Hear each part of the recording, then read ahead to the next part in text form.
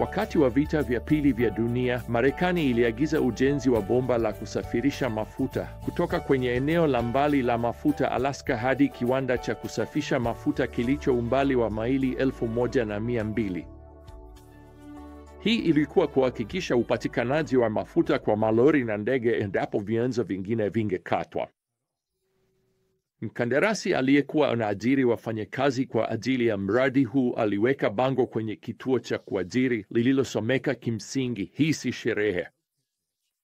Hali za kazi na maisha kwenye kazi hii ni ngumu kama zile zilizowahi kukutwa kwenye kazi yoyote ya ujenzi iliyofanyika Marekani au maeneo ya nje.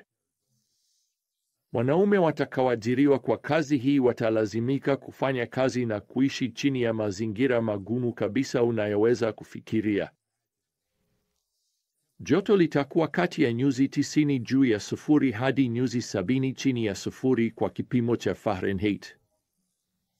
Wanaume watalazimika kupambana na mabwawa, mito, barafu, baridi, mbu, inzi na mbu wadogo.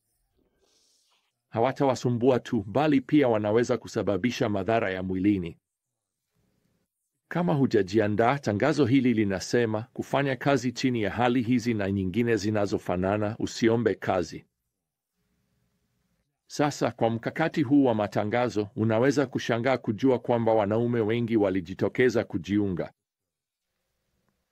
Sasa leo tunapoingia kwenye Injili ya Luka na kuangalia kinachotokea, Yesu yuko miezi michache tu kabla ya kusulubiwa kwake.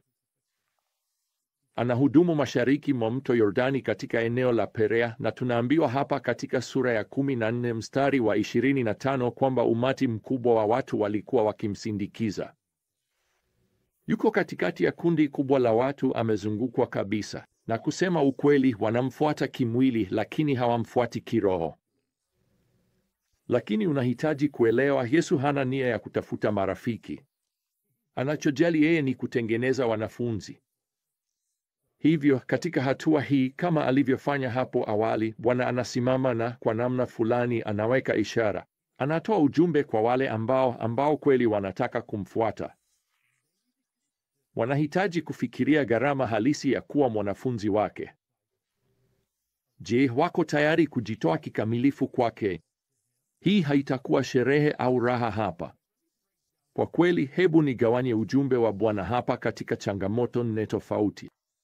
Kwanza, Bwana anaitaka hii umati mkubwa wa watu wapange upendo wao kwa mpangilio wa vipaumbele.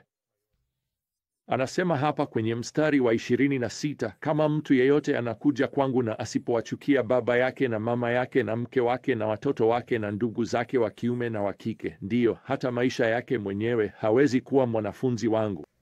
Sasa hiyo ni kauli nzito sana, sivyo? Sio tu kwamba ni jambo la kushangaza masikioni mwetu, bali pia linaonekana kupingana na vifungu vya awali kuhusu kuwapenda adui zako na kuwaheshimu wazazi wako na kuwapenda watoto wako. Sasa anasema lazima uwachukie wote. Kweli katika dunia yetu ya leo, neno chuki linamaanisha kutokupenda, uhasama.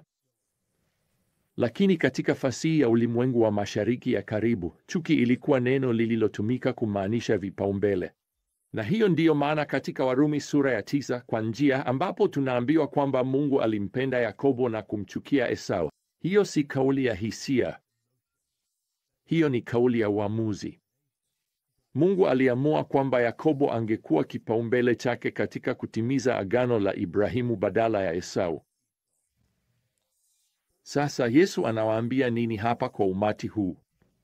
Je, anawaambia wachane orodha yao ya Krismasi na waache kuwapigia wazazi wao simu?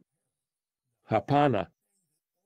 Anasema kwamba mahusiano mengine yote yako chini kwenye orodha ya vipaumbele kuliko Yesu. Yesu anakuwa wa kwanza kabisa. Kwa hiyo tunatakiwa kuweka upendo wetu kwa namna fulani katika mpangilio sahihi.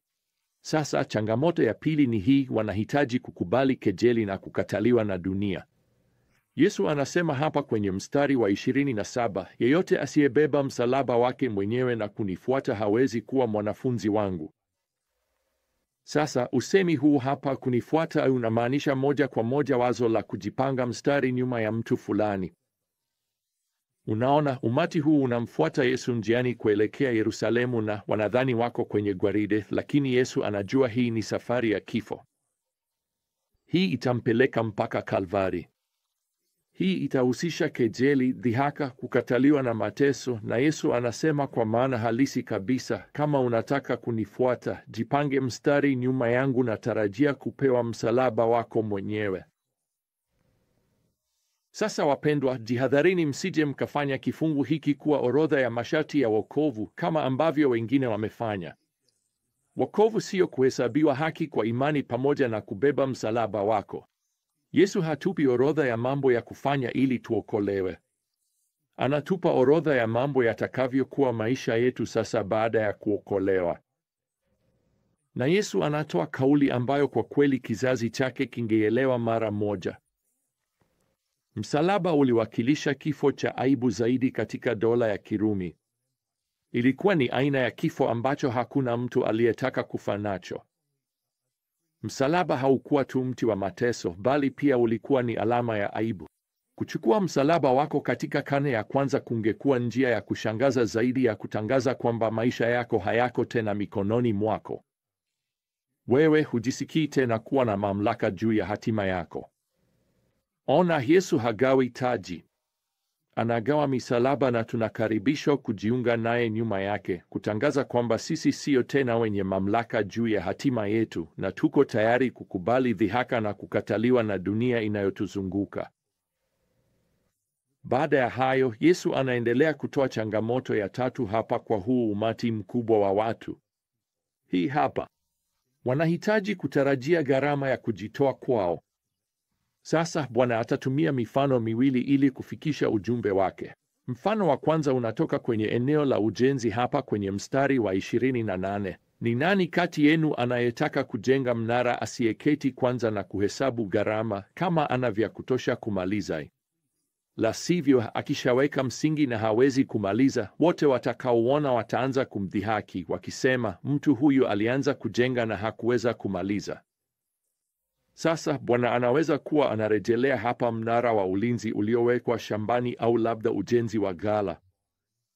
Katika hali yoyote ile, mtu anayeanza kujenga bila kukadiria gharama ni mpumbavu. Anajitayarishia aibu mbele ya jamii kwa sababu hakupanga vizuri ili kumaliza kazi hiyo. Sasa mfano wa pili unatoka kwenye uwanja wa vita, mstari wa 31.